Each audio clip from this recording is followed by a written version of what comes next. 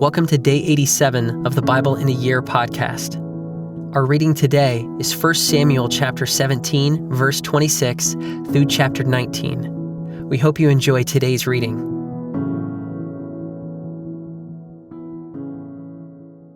And David said to the men who stood by him, "What shall be done for the man who kills this Philistine and takes away the reproach from Israel?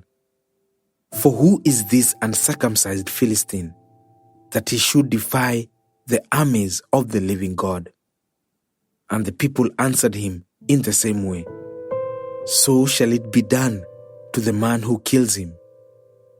Now Eliab, his eldest brother, heard when he spoke to the men, and Eliab's anger was kindled against David. And he said, "Why have you come down? And with whom have you left those few sheep in the wilderness? I know your presumption and the evil of your heart, for you have come down to see the battle." And David said, "What have I done now? Was it not but a word?" And he turned away from him toward another, and spoke in the same way, and the people answered him again as before. When the words that David spoke were heard, they repeated them before Saul, and he sent for him. And David said to Saul, "Let no man's heart fail because of him. Your servant will go and fight with this Philistine." And Saul said to David, "You are not able to go against this Philistine to fight with him, for you are but a youth, and he has been a man of war from his youth." But David said to Saul, "Your servant used to keep sheep for his father, and when there came a lion or a bear and took a lamb from the flock, I went after him and struck him and delivered it out of his mouth. And if he arose against me, I caught him by his beard and struck him and killed him. Your servant has struck down both lions and bears, and this uncircumcised Philistine shall be like one of them, for he has defied the armies of the living God." And David said, "The Lord who delivered me from the paw of the lion and from the paw of the bear will deliver me from the hand of this Philistine." And Saul said to David, "Go, and the Lord be with you." Then Saul clothed David with his armor. He put a helmet of bronze on his head and clothed him with a coat of mail. And David strapped his sword over his armor. And he tried in vain to go, for he had not tested them. Then David said to Saul, "I cannot go with this, for I have not tested them." So David put them off. Then he took his staff in his hand and chose 5 smooth stones from the brook and put them in his shepherd's pouch. His sling was in his hand, and he approached the Philistine. And the Philistine moved forward and came near to David, with his shield bearer in front of him. And when the Philistine looked and saw David, he disdained him, for he was but a youth, ruddy and handsome in appearance. And the Philistine said to David, "Am I a dog that you come to me with sticks?" And the Philistine cast David by his gods. The Philistine said to David, "Come to me, and I will give your flesh to the birds of the air and to the beasts of the field." Then David said to the Philistine, "You come to me with a sword and with a spear and with a javelin, but I come to you in the name of the Lord of hosts, the God of the armies of Israel, whom you have defied. This day the Lord will deliver you into my hand, and I will strike you down and cut off your head. And I will give the dead bodies of the host of the Philistines this day to the birds of the air and to the wild beasts of the earth, that all the earth may know that there is a God in Israel, and that all this assembly may know that the Lord saves not with sword and spear. For the battle is the Lord's, and he will give you into our hand." When the Philistine arose and came and drew near to meet David, David ran quickly toward the battle line to meet the Philistine. And David put his hand in his bag and took out a stone and slung it and struck the Philistine on his forehead. The stone sank into his forehead and he fell on his face to the ground. So David prevailed over the Philistine with a sling and with a stone, and struck the Philistine and killed him. There was no sword in the hand of David. Then David ran and stood over the Philistine and took his sword and drew it out of its sheath and killed him and cut off his head with it. When the Philistines saw that their champion was dead, they fled. And the men of Israel and Judah rose with a shout and pursued the Philistines as far as Gath and the gates of Ekron, so that the wounded Philistines fell on the way from Shearaim as far as Gath and Ekron. And the people of Israel came back from chasing the Philistines, and they plundered their camp. And David took the head of the Philistine and brought it to Jerusalem. But he put his armor in his tent.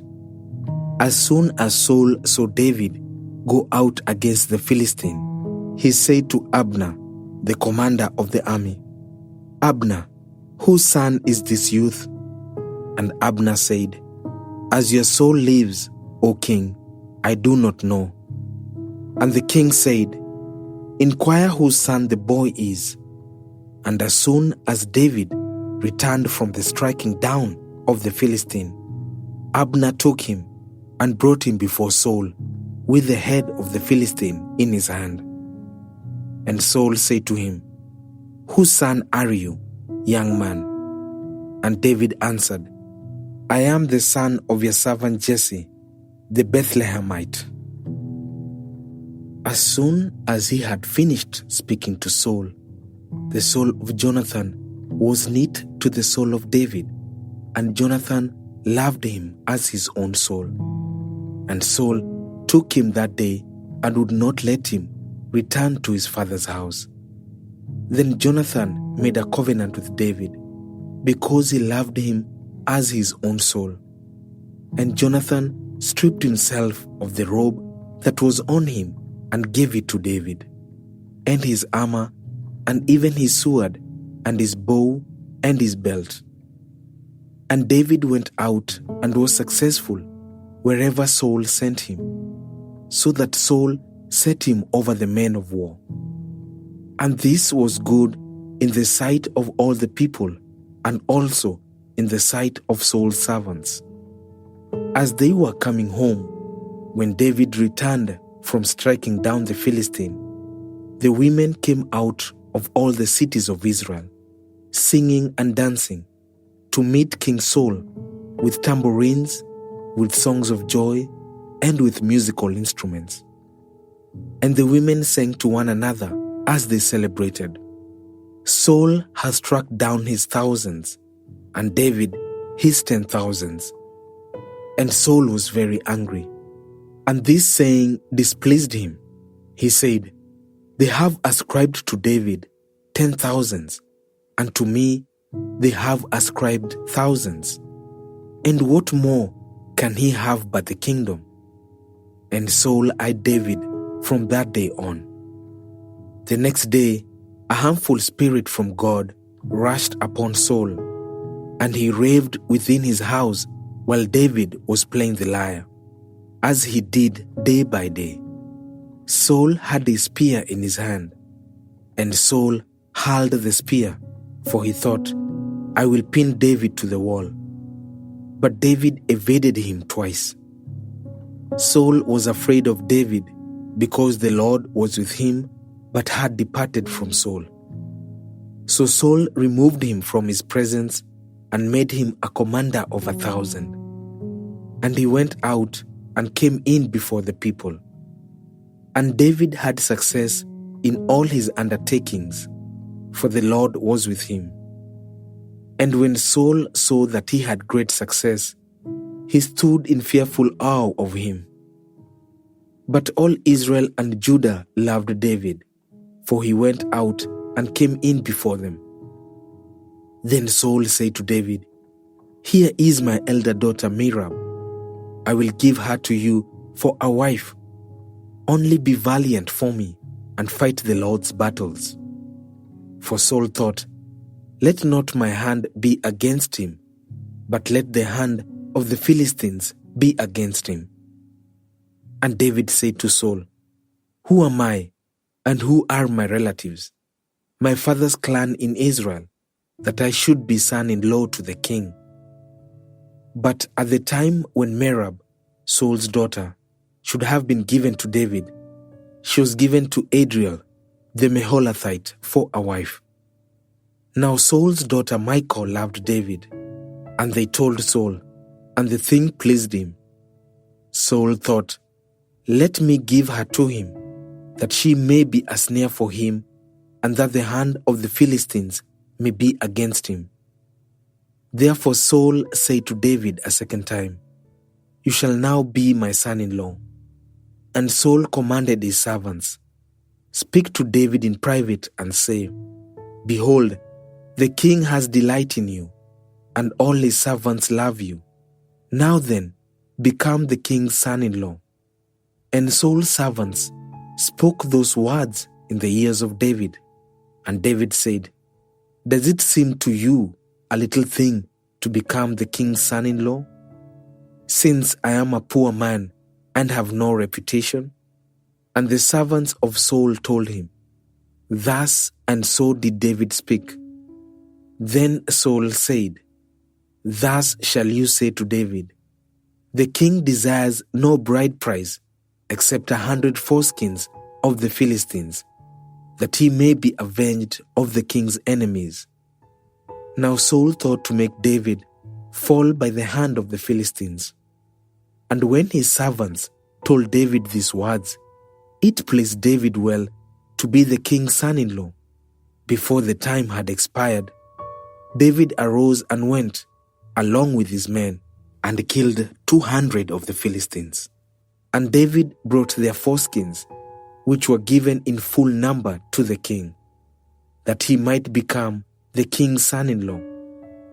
And Saul gave him his daughter Michal for a wife. But when Saul saw and knew that the Lord was with David, and that Michal, Saul's daughter, loved him, Saul was even more afraid of David. So Saul was David's enemy continually. Then the commanders of the Philistines came out to battle, and as often as they came out, David had more success than all the servants of Saul, so that his name was highly esteemed. And Saul spoke to Jonathan his son and to all his servants that they should kill David. But Jonathan, Saul's son, delighted much in David.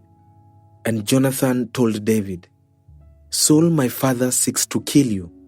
Therefore, be on your guard in the morning. Stay in a secret place and hide yourself, and I will go out and stand beside my father in the field where you are. And I will speak to my father about you, and if I learn anything, I will tell you." And Jonathan spoke well of David to Saul his father, and said to him, "Let not the king sin against his servant David, because he has not sinned against you, and because his deeds have brought good to you. For he took his life in his hand, and he struck down the Philistine, and the Lord worked a great salvation for all Israel. You saw it and rejoiced. Why then will you sin against innocent blood by killing David without cause?" And Saul listened to the voice of Jonathan. Saul swore, "As the Lord lives, he shall not be put to death." And Jonathan called David, and Jonathan reported to him all these things. And Jonathan brought David to Saul, and he was in his presence as before. And there was war again, and David went out and fought with the Philistines, and struck them with a great blow, so that they fled before him. Then a harmful spirit from the Lord came upon Saul as he sat in his house with his spear in his hand. And David was playing the lyre, and Saul sought to pin David to the wall with the spear. But he eluded Saul, so that he struck the spear into the wall, and David fled and escaped that night. Saul sent messengers to David's house to watch him, that he might kill him in the morning. But Michal, David's wife, told him, "If you do not escape with your life tonight, tomorrow you will be killed." So Michal let David down through the window, and he fled away and escaped. Michal took an image and laid it on the bed and put a pillow of goat's hair at its head and covered it with the clothes. And when Saul sent messengers to take David, she said, "He is sick." Then Saul sent the messengers to see David, saying, "Bring him up to me in the bed, that I may kill him." And when the messengers came in, behold, the image was in the bed, with the pillow of goat's hair at its head. Saul said to Michal, "Why have you deceived me thus, and let my enemy go, so that he has escaped?" And Michal answered Saul, "He said to me, 'Let me go.